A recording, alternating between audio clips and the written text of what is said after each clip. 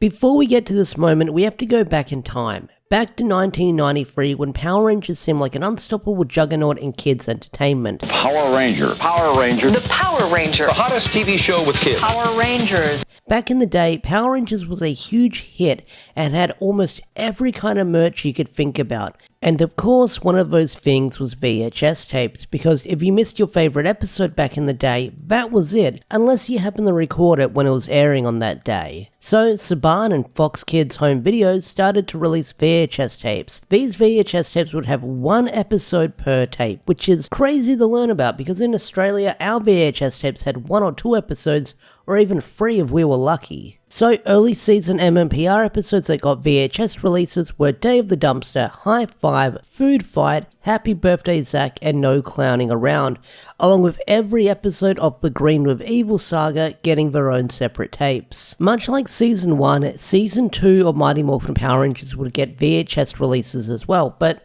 they also tried giving them fancy titles as well. They had the series such as the Power Ranger Girls series, the Morphin series, or the White Ranger series. Nothing too special about these releases, just your usual one tape per episode. The last of the Mighty Morphin Power Ranger tapes would be called the all-time favorites, featuring episodes like Ninja Quest, White Light, and a Bulk and Skull video called The Good, the Bad, and the Stupid. Now, what's interesting about the Bulk and Skull tape, it was a backdoor pilot for a Bulk and Skull spin-off, but unfortunately it never took off and never went anywhere. Now, there was other Power Ranger tapes that was released, the one-off specials like Lord Zed's Monster Heads and Alpha's Magical Christmas, but they aren't really sort of connected to the main series. They're just little one-off specials that they released throughout the run of the series. And of course, I've got to mention the Mighty Morphin Power Rangers movie that got a VHS release and a Laserdisc release back in the 90s. Now, the first Power Rangers Zeo VHS release was titled Zeo Quest. This was a 90-minute edited video of several episodes from Alien Ranger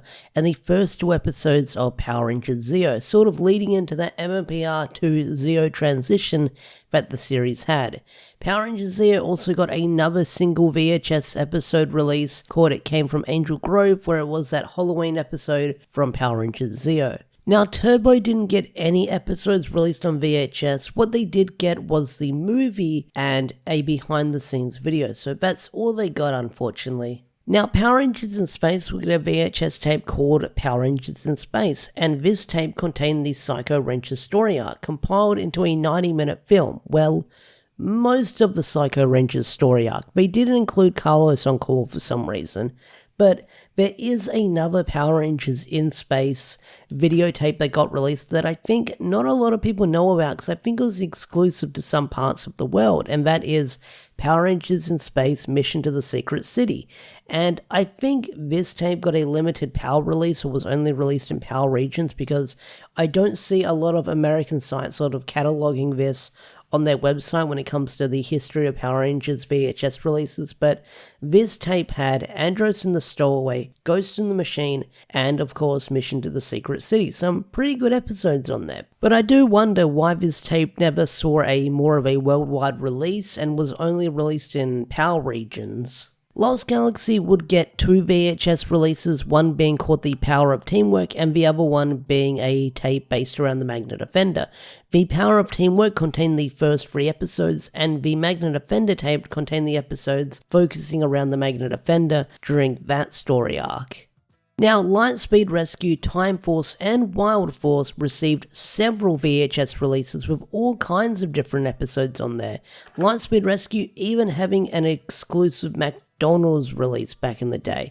But these tapes would have several episodes bundled on them, compiled into a 90-minute film. But later on, there would be a shift in Power Rangers media as they entered the realm of DVD. Now, the very first Power Rangers DVD release was called The Best of Power Rangers, The Ultimate Rangers.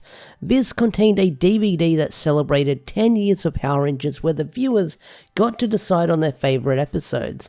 This DVD was compiled of White Light, Countdown to Destruction, To the 10th Power, Trakeena's Revenge, and of course, Forever Red. We now entered the Disney era, and starting with the Disney era, we would start getting VHS and DVD releases that would be split into volumes, starting with Ninja Storm. Each tape or DVD would have roughly about 5 episodes episodes on them, although the VHS releases stopped midway through SPD. But other regions, including their DVD releases, would not even get complete releases for their entire season. They would stop halfway through or only get a couple of volumes out. But in other countries like Europe and in PAL regions, they would continue almost all the way through. So I'm guessing it's probably because Jetix and Power Rangers was very popular over there, so that's why they were able to continue it.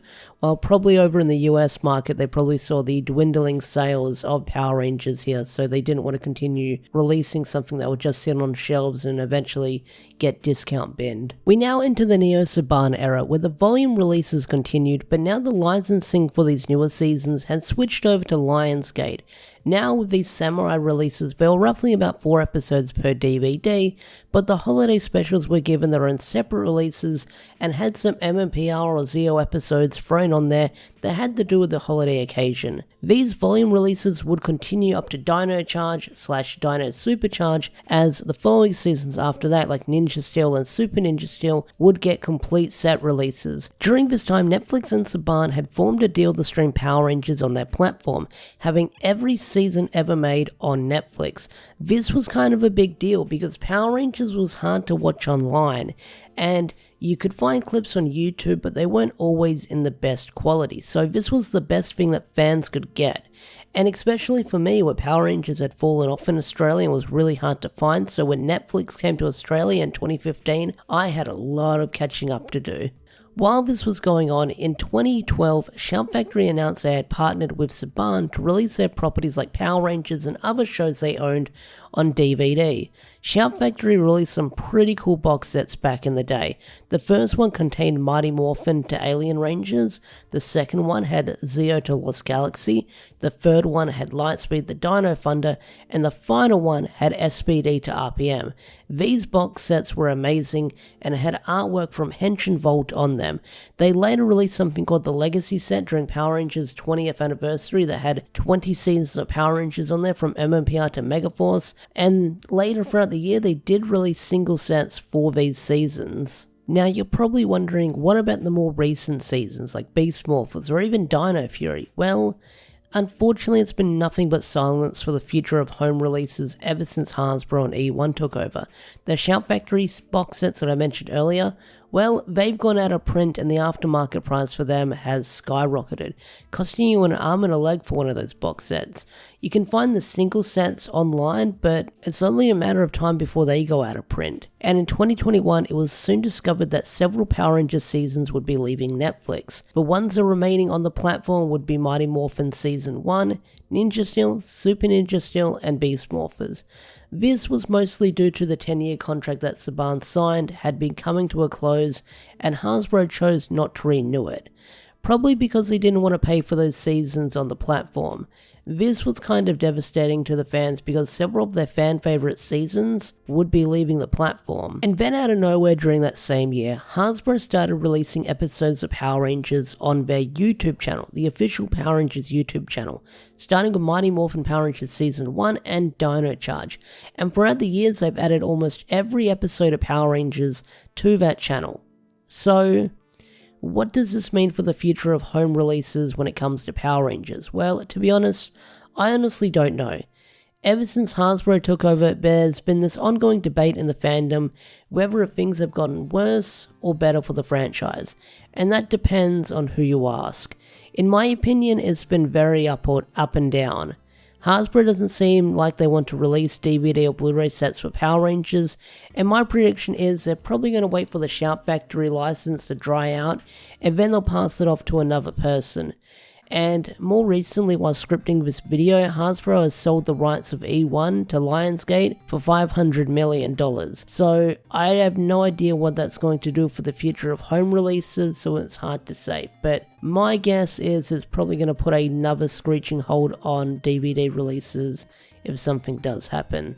Alright, so that pretty much was the history of Power Rangers on DVD or VHS, or the history of home releases, or whatever I call this video. But if you want to support the official release, you can. You can still buy those DVD sets on Amazon as of the time of recording this video. And like I mentioned earlier in the video, you can watch almost every season of Power Rangers on YouTube, from Mighty Morphin up to, I think at this point they might have up to maybe Dino Charge or Dino Fury on there. They're up there, but you can watch them, so you can always find a way to support the official release if you want to, and maybe in the nearby future we will see some kind of Blu-ray remaster in the nearby future. Who knows, it's hard to say at this point. But anyway guys, I think I'm going to bring this video to a close. If you enjoyed this video, hit that like button, subscribe to the channel if you're new, and I'll see you guys later. Peace out, take care.